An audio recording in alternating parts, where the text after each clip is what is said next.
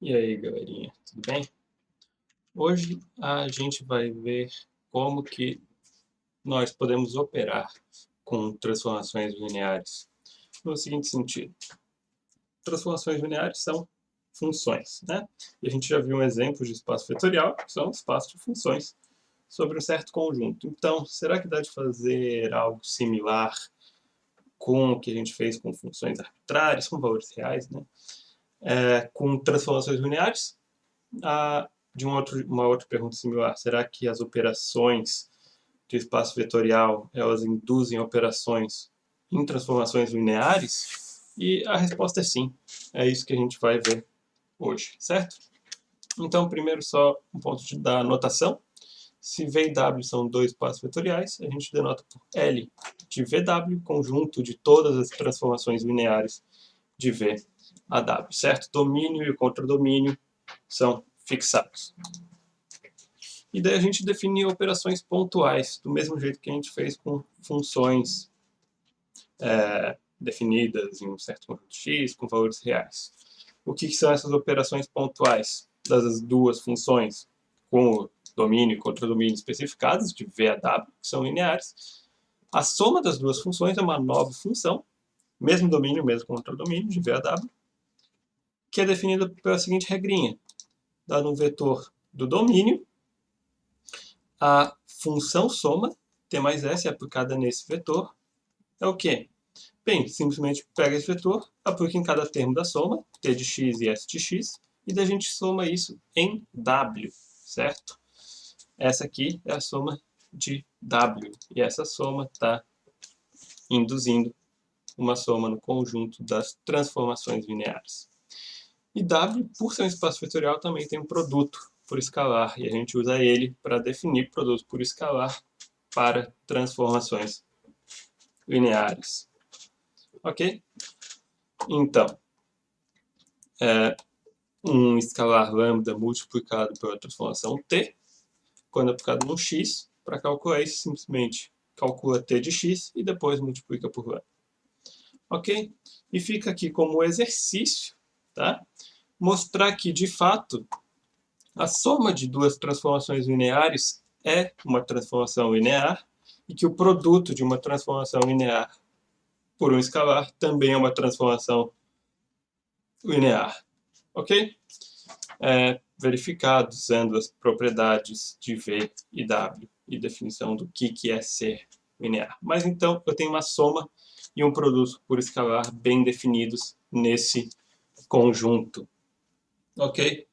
E o seguinte resultado fundamental é que essa soma e esse produto por escalar são bem comportados, eles definem uma estrutura de espaço vetorial no conjunto das transformações lineares. E da verificação é aquela de sempre, tá? Não é muito difícil do que verificar que espaços de funções, daquele jeito que a gente definiu, são espaços vetoriais. Tá? As operações são pontuais, tem que usar as propriedades das operações de W no fundo, tá?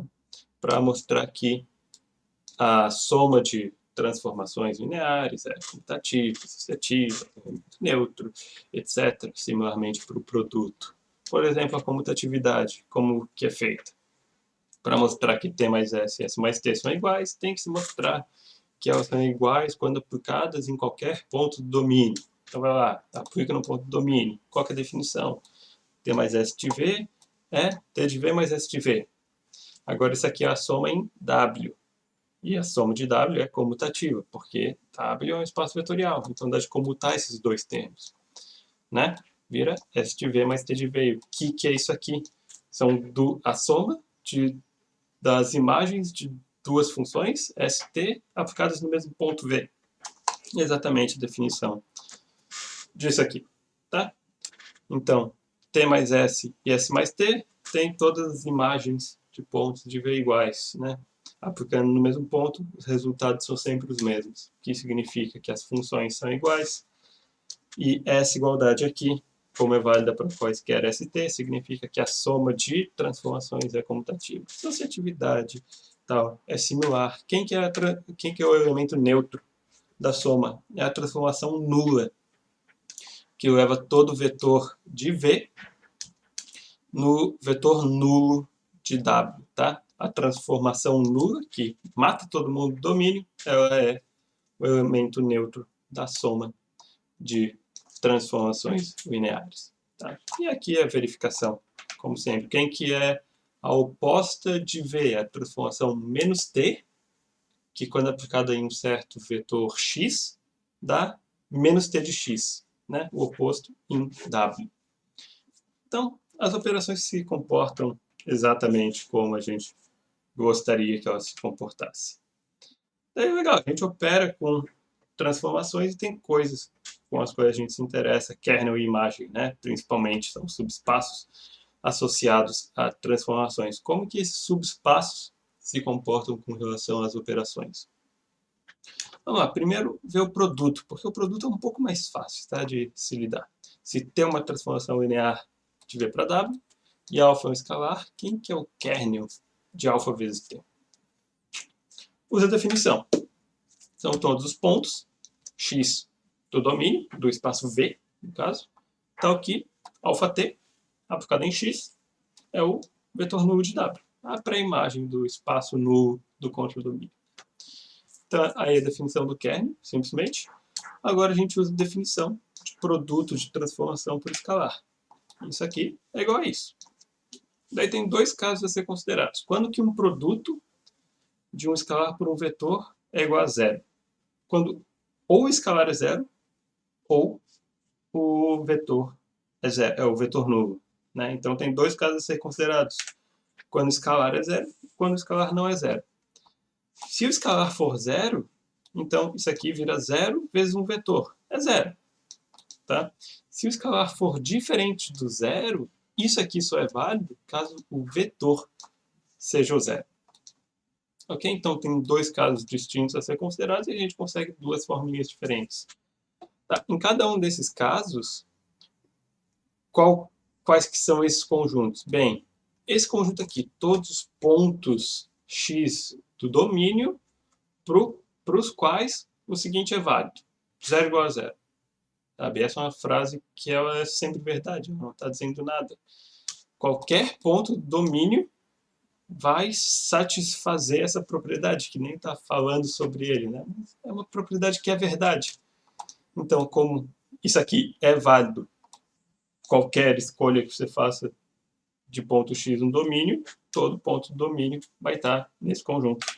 Se alfa é igual a zero, isso aqui é o domínio inteiro, o espaço V. E agora, isso aqui é exatamente a definição do kernel, né, de uma transformação. A transformação T são os pontos do domínio cancelados pela transformação T. Então, dá de substituir. Isso aqui é o kernel. Ok? Então, olha só. A gente consegue determinar o kernel de um produto de um modo bem fácil. Ou o espaço inteiro, caso o escalar seja zero, e se não, é o kernel da transformação original, antes de multiplicar ela por um escalar. E a imagem é parecida também. A imagem de alfa vezes t é o quê? São os produtos alfa vezes t de x, onde x está no domínio, né? São os alfa vezes quaisquer vetores de w da forma t de x. De novo, se alfa for zero, pode acabar cancelando muita gente. Se não, né, quem são os vetores dessa forma? Se alfa é igual a zero, todos esses vetores aqui viram zero do contradomínio. Né? Aqui é a operação no W. Então vira o espaço nulo. Agora, se alfa é diferente de zero, bem, multiplicar elementos de um subespaço por um escalar, no caso, multiplicar t de x por alfa é a mesma coisa que t de alfa x. Né? Então, isso aqui vai estar na imagem. Agora, se eu tenho um t de y, como que eu posso escrever isso como alfa vezes t de alguma coisa? Daí tem que usar o fato que alfa é diferente de zero, né? Fazer essa hipótese. Porque daí t de y vira alfa vezes t de y sobre alfa, né? E daí ou dá de usar aquele outro teorema também, que outro resultado não merece ser chamado de teorema, que se você tem um subespaço vetorial, então, e um escalar alfa não nulo, então o vetor x está no subespaço C e somente C, alfa vezes x está no subespaço. Tá?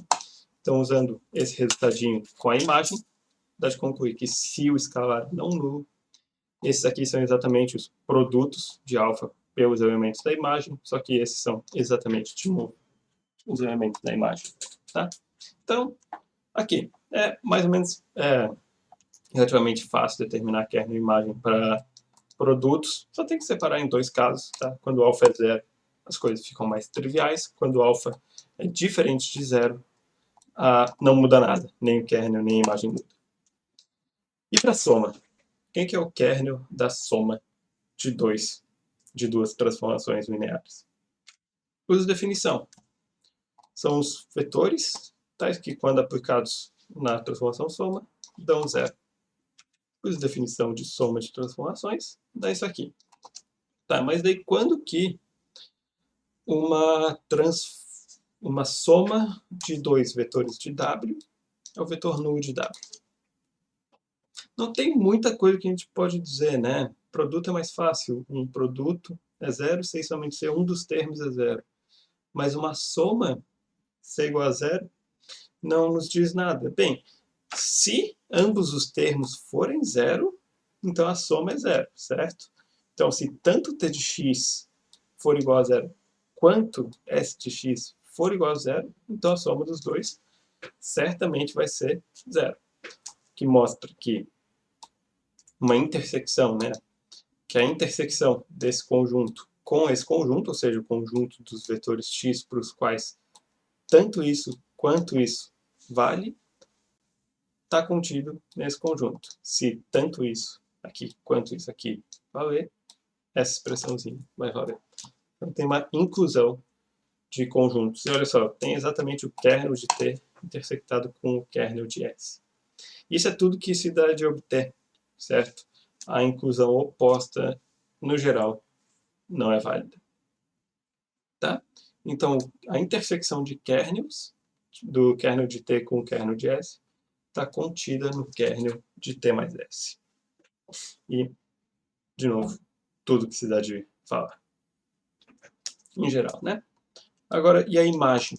Vamos ver se tem alguma coisa melhor. Bem, a imagem de T mais S usa definição de imagem, usa definição de soma de transformações. São os vetores da forma T de x mais S de x, onde x é um elemento do domínio. De novo, não tem muito que a gente pode falar, mas, bem, um vetor dessa forma, ele é um vetor que ele é a soma de um vetor na imagem de T com um vetor na imagem de S. Né? Então, a imagem da soma está dentro da soma das imagens. Mas o contrário não é válido, né? Porque esses aqui são os vetores que são imagens do mesmo vetor do domínio pela transformação T, pela transformação S. Tá? Um elemento daqui, ele tem a forma T de x mais S de y. Tá? X e y podem ser diferentes. Nesse caso, a gente tem uma coisa um pouco mais restrita. Tá? Esse conjunto, ele, em geral, vai ser menor do que esse aqui. E, de novo, eles podem ser iguais em alguns casos específicos, mas, em geral, isso é tudo que a gente pode dizer. Só imagem de uma soma está contida na soma das imagens.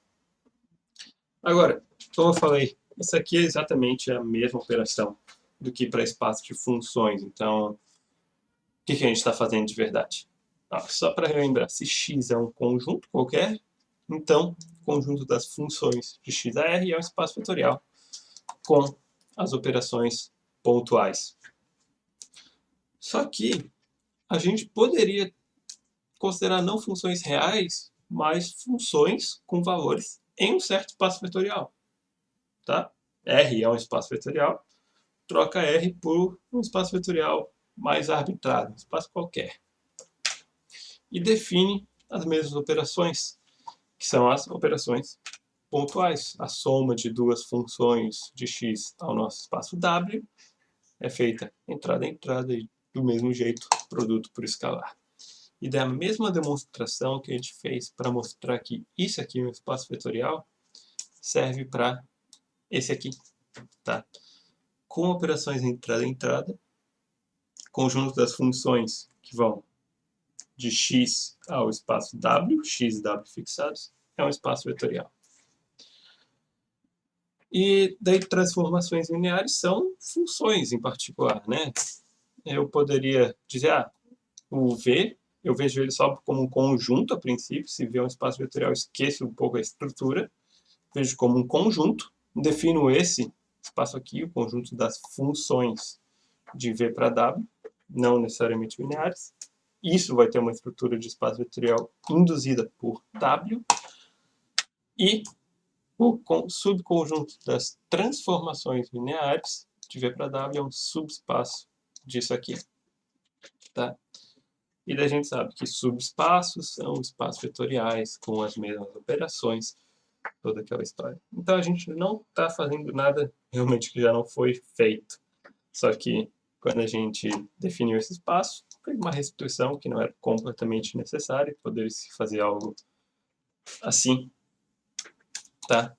E transformações lineares já teriam logo as suas operações.